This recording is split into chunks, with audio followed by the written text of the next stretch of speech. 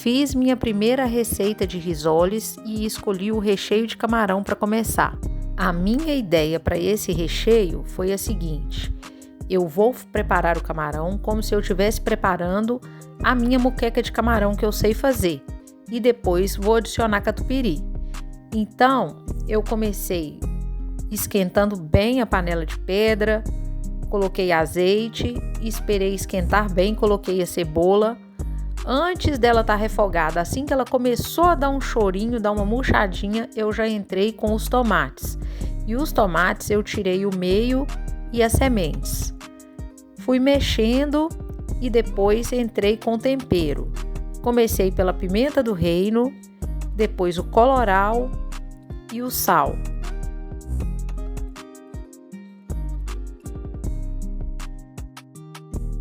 Depois que o tomate já está cozido, eu acrescento os camarões e eles não têm tempero nenhum, porque só o tempero do molho vai ser suficiente para temperá-los.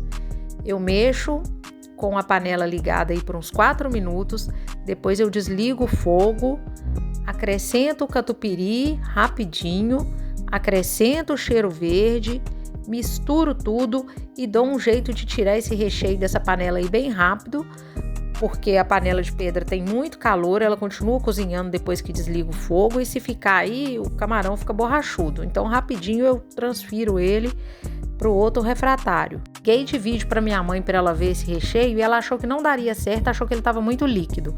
Aí falou comigo que qualquer coisa eu voltasse com ele para a panela e engrossasse ele com trigo. Mas depois que esfriou, ele ficou cremosinho. Massa, eu perguntei para minha mãe como fazer. E ela falou que bastava usar para a mesma medida de leite, a mesma medida de trigo. Então eu coloquei 1 xícara de leite, coloquei meio cubo de caldo quinor de galinha, coloquei 1 colher de sobremesa de sal, fui mexendo, depois eu acrescentei 1 colher de sopa bem generosa de manteiga, fui misturando e, por fim, a farinha de trigo. Coloquei 1 xícara de farinha de trigo. Vai misturando rapidinho até formar a massinha. Assim que ela está formada, tira da panela, joga numa superfície lisa e vai amassando com as mãos, ela ainda quente.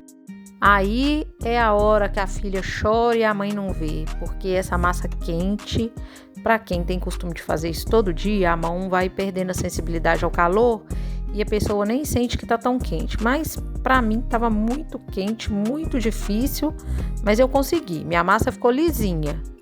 Rolo, agora vocês não precisam me zoar mais. Vocês estavam me zoando que eu estava abrindo a massa com a garrafa.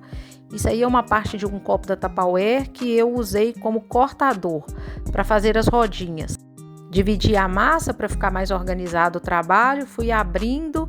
No início eu estava tentando abrir muito fino, mas muito fino. Aí eu liguei para minha mãe de novo e ela falou: Paula, do risoles não precisa ser tão fininho igual do pastel assado. E fui fazendo. Para vocês que essa quantidade de massa que eu fiz aí só dava para metade daquele recheio que eu preparei, mas eu fiz muito recheio de propósito porque eu queria testar uma outra massa de pastel assado que vai estar aí nesse vídeo. Aí no final eu vou falar para vocês quantos pastéis assados que renderam e quantos risoles que renderam. Não vou mostrar aí porque sem querer eu apaguei alguns vídeos do telefone, mas assim que eu terminei de fechar tudo, passei na farinha de trigo, passei na clara de ovo, na farinha de rosca e levei para congelar. Agora é a vez do pastel assado. Essa massa é bem diferente. Eu juntei trigo com sal, misturei bem com as mãos e depois fiz igual o pedreiro faz. Fiz um reguinho no meio da massa, que é para jogar os ingredientes líquidos. No fogo eu levei o vinho branco, o azeite e molho de tomate. Misturei bem e deixei ferver. Quando estava fervendo, eu desliguei o fogo e acrescentei essa mistura líquida lá na farinha com sal. Fui misturando primeiro com a colher e quando já não dava para mexer com a colher, misturei com a mão.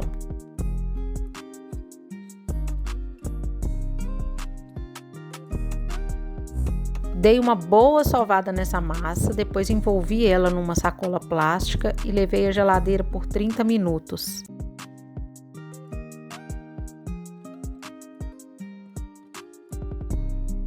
Dividi a massa, como eu sempre estou fazendo, que é uma forma de organizar a bancada aí para trabalhar, e abrir. Eu achei essa massa fácil para abrir e cortar, mas uma observação que eu tenho para fazer, ela fica um pouco elástica, então depois que já está cortado o disquinho, é como se ele desse uma encolhida.